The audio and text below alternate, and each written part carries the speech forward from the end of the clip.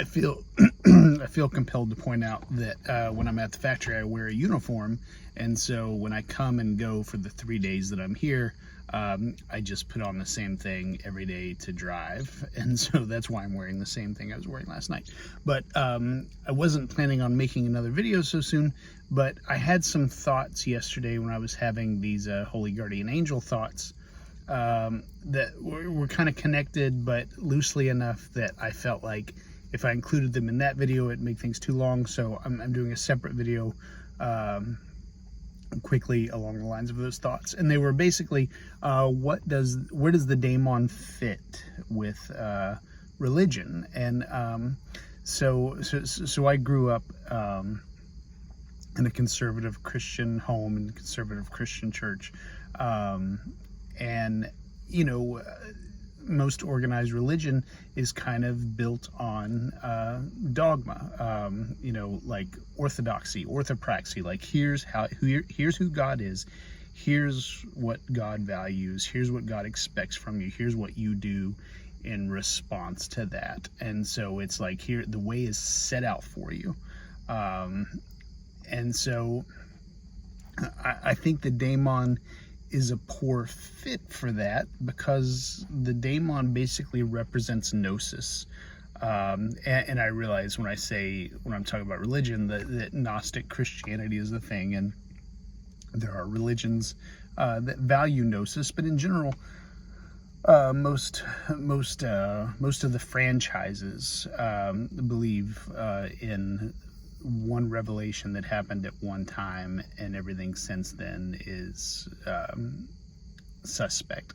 But the Daimon is personal gnosis. It's you and your specific individual connection to something divine, and in that sense, it's kind of it would be an anathema to organized religion, I think. Now, that's not to say if you are listening to this and you're a Christian or a Jew or whatever, that there's not the Daimon is off limits to you. You know, it's up to you to hammer out your individual path. And so we welcome all comers. The Daimon welcomes all comers. The other side is mysticism. You know, there's dogma on one side, organized religion, and there's mysticism on the other. And mysticism, to me, as engaging and delightful as the results of mysticism can be, it's, you know, whereas it's really individual compared to dogmatic franchise religion, it's kind of like the Holy Guardian Angel conversation yesterday, where mysticism requires a person be 100% devoted to the pursuit of God. They don't want the experience of religion. They don't want the experience of God. They want God, God's self. And so mysticism is a full-time plus overtime job. And in that sense, like I don't know how you be a mystic and have space for family, have space for a day job at a factory. Not that that's something I wouldn't happily get rid of. But you know, and the Daimon, I think, isn't dogmatic religion, isn't mysticism. Instead, it's on that middle path. It's not driving in either ditch, but it's driving in the middle of the road, where it takes commitment, it takes devotion to the concept, but it accounts for, it accommodates for the vagaries and the details of a person's life. I think the Daimon, like I said in yesterday's video, is the Daimon is as it applies just as much to what you do with your personal life as it does to what you do with your purpose in life. And so in that sense, it's not I was about to say it's a new way of looking at religion and God, but I realize this is not new. I'm not the first person to have these thoughts, but it represents a third way.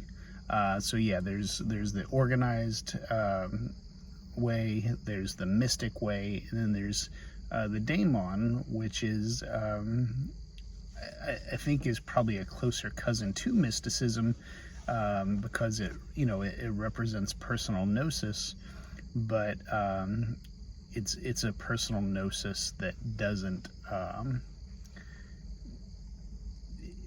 doesn't get bumpy because you have commitments in life. So that was just part of what I was thinking yesterday with the Holy Guardian Angel stuff, and obviously it all came out of these thoughts around, well, does pursuit of the Daimon require that everything kind of becomes internally focused for you, and the external stuff becomes a hindrance, and that may be true for the Holy Guardian Angel, the pursuit of that may be true for the pursuit of mysticism, but I don't think it has to be true for the Daimon, at least the way I'm thinking about and perceiving it. And somebody might watch this and be like, well, you just don't want to give up those things, and so you decided the Daimon is okay with them. Maybe that's true, but I don't think so. The way that I'm trying to navigate these waters is using the only tool that I have, which is my internal sense of it. And so my internal sense of it makes me think I don't have to asceticize myself. I don't have to go into a cave and disappear and renounce my family for this pursuit. So anyway, as always, leave your thoughts below.